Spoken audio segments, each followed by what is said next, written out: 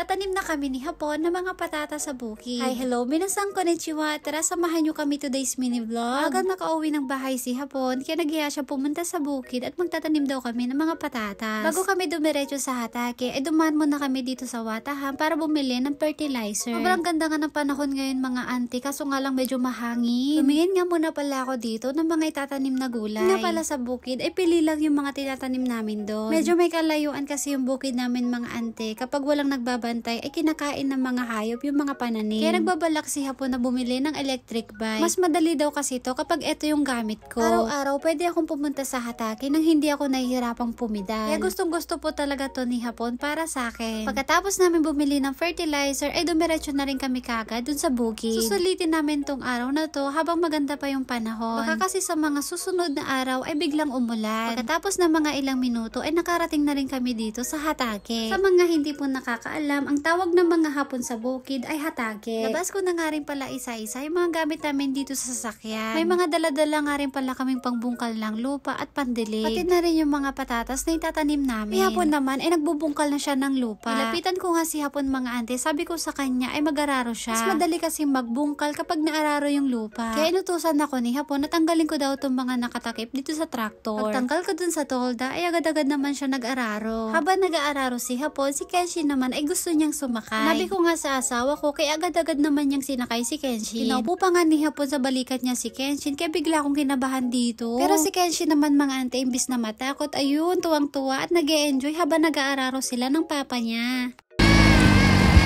Pagkatapos mag-enjoy ni Kenshin, binaba na ni Hapon. Nagbungkal na nga rin pala ako ng lupa dito sa naararo. O diba, mas gustong-gusto ko nagbubungkal mga ante kapag malambot yung lupa. Natangkan ngamin dagak at nagrigat.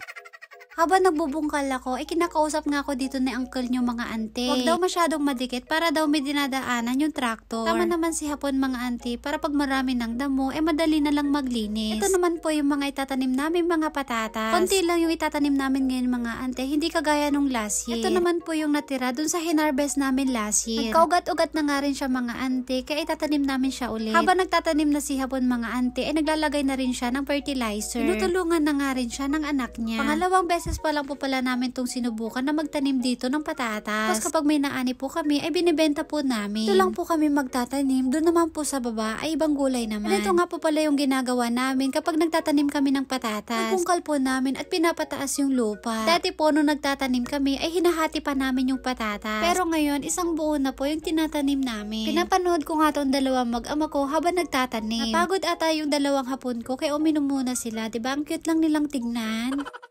Habang busy kami sa pagtatanim, biglang may lumapit sa aming matanda. Lumapit ako at binati ko na rin yung matanda. Itadakimasu! Arigatou gozaimasu! Sobrang bait niya mga ante, binigyan niya nga kami ng inumin. Itadakimasu!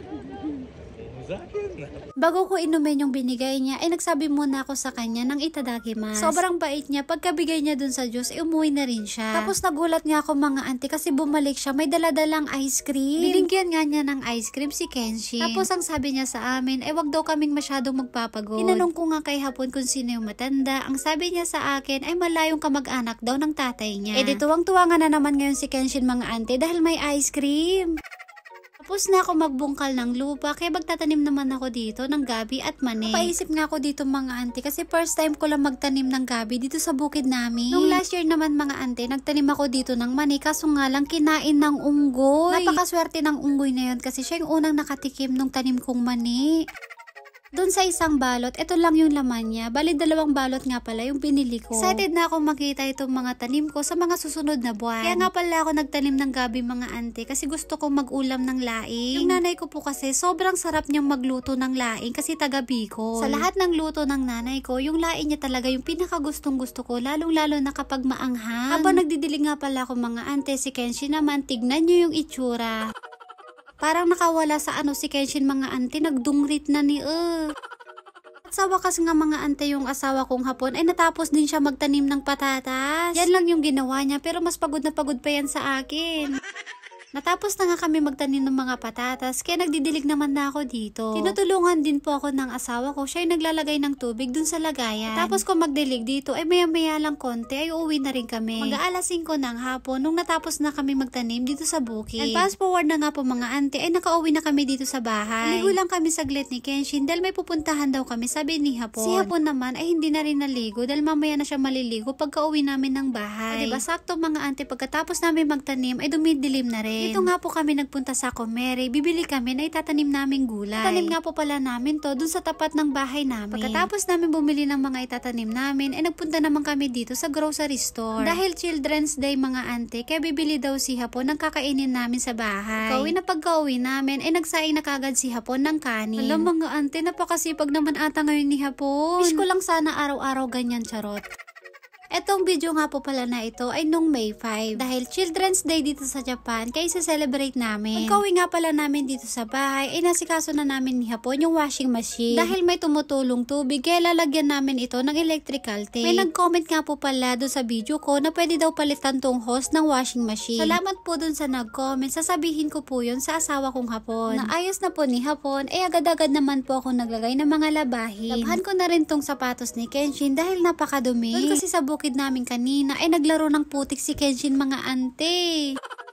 Pagkatapos kong i-brush yung sapatos ni Kenshin, ay nagasikaso naman na ako dito ng pagkain namin. Ang mumura lang po itong mga nabili namin, nasa kalahati po yung price niya. Ito po yung simpleng celebration namin ngayong Kodomo no Hi o Children's Day. Gutom na po kami ni Kenshin, kaya nauna na po kaming kumain. Nakapagod po kaya magtanim sa bukid, tapos masakit pa sa katawan. So yun lang po, at dito na po natatapos ang aking mini vlog. Maraming salamat po. Thank you for watching. Sayonara and bye!